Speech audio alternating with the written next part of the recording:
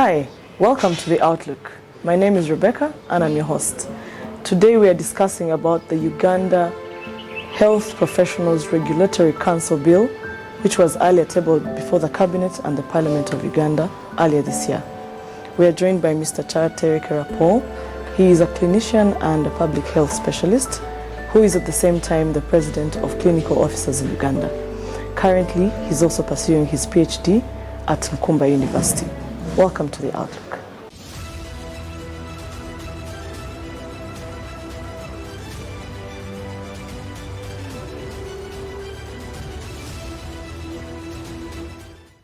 Thank you, Madam Rebecca, and I would like to thank Euromedia for hosting me today and to this show to come and speak about the Uganda Health Professionals Regulatory Council Bill, which was tabled in Parliament, of course, and tabled in the Cabinet, but it has implications, of course, the positive and negative, both the public and also the professionals who are going to serve the public. Thank you very much. Mr. Chaterekera, could you help us understand what this bill is all about for the benefit of our viewers? Yes, thank you very much, Madam Rebecca. Yes, please. The bill is a law, a new law in the making. Correct. So this bill is all about how to regulate health professionals in Uganda. So currently we have been having 4 regulatory councils. The one that regulates the doctors, that's the Uganda Medical and Dental Professionals Council. The one that regulates the nurses and midwives, called Uganda Nurses and Midwives Council. One that regulates the pharmacists, the PSU, that is the Pharmaceutical Society of Uganda. And then lastly, the one that regulates allied health professionals, that is the Allied Health Professionals Council. So Right. this bill talks about merging of these councils to become one regulatory body. Yes. I see. That's interesting. So what will be the effect of merging those 4 into one? What is the purpose of that merging? Yes, the purpose of merging these 4 into 1 is that there were 2 reasons basically, and they draw their this conclusion from the East African Community or East African Community EALA Parliament. There was a resolution that we merge agencies or rationalize agencies, and the Cabinet resolved that agencies must be rationalized or merged. 1, to reduce administrative costs, and 2, to reduce duplication of services. Right. Yes, so that is the rationale Behind for the for having this bill. Right. Mr. Chaterekera, Yes, please. we recently wrote an article about this bill on one of our platforms, Euromedia, Yes, please. our website. It got a lot of criticism, and some of the people that responded were saying that they were not consulted during the making of this bill. Yes. What is your take on that? Yeah, indeed, I saw that article, and I'm one of the people who actually put my comments there. Right. And indeed, there were no consultations from the public, from the professionals, and from other stakeholders about this bill. Right. Us who are the leaders of professionals, who are not consulted. The councils themselves, none of them mentioned that they were consulted. The minister herself came out to write a letter recently, Minister of Health, that she was not consulted. So how the bill from health goes into Cabinet and Parliament when the minister doesn't know is some form of quagmire. We can't even understand how it got there. So there's an issue with the consultation. 2, this bill should, these days there's a lot of research being done. There is what we call modeling. Right. Some form of modeling should have been done before, prior to doing this, to have the best out of it before coming up with the bill. Right. Yes, so that was not done. This should have been scientific, informed by science. Right. Nothing was done like that. Yet these things are very simple. Could have done modeling to bring this council, merge it with this one, see the effect. Right. Merge this regulator with this one, see the effect. And then statisticians could do this for us, and then we see, but nothing was done like that. So the bill, in other words, it will just cause the population a lot of issues. Right. Yes, because councils are here to protect the public won't be protected at all. That's true. Yes, when you cause confusion within the practice of health professionals. Right. Yes. So once this bill is passed into law, I see that it's trying to address a problem. Maybe, like you've mentioned, trying to avoid duplication and all that. Yes. So is there any other problem that it will solve? Surely, like, can't we remain with our 4 different councils?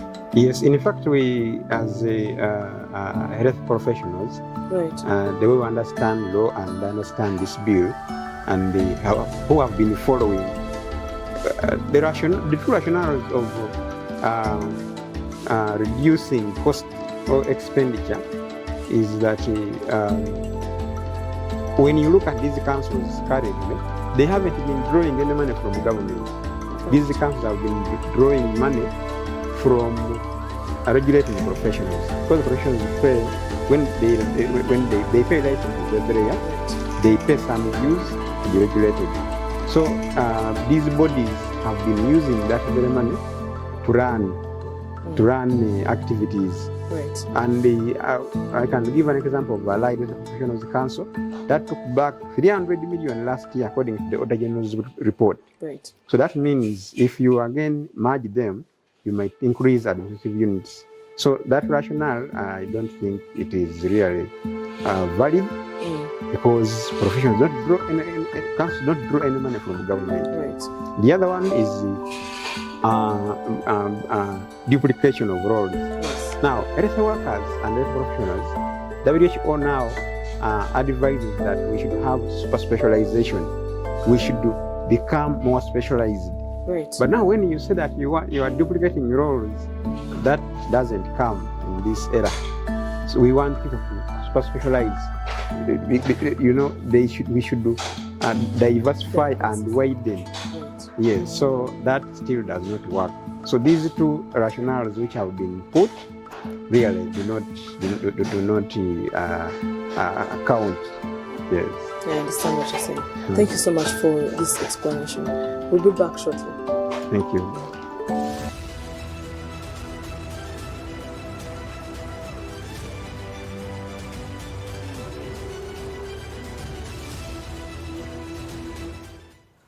So, Paul, these changes that are being proposed under the bill, do you think that they are viable? Will they actually make it any better for you health professionals?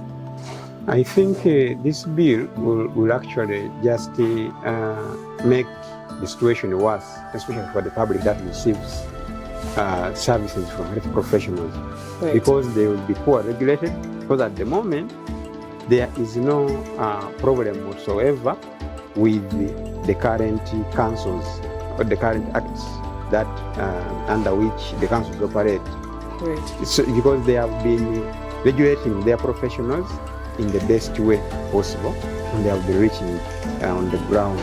But as I earlier mentioned, that these councils make their own money.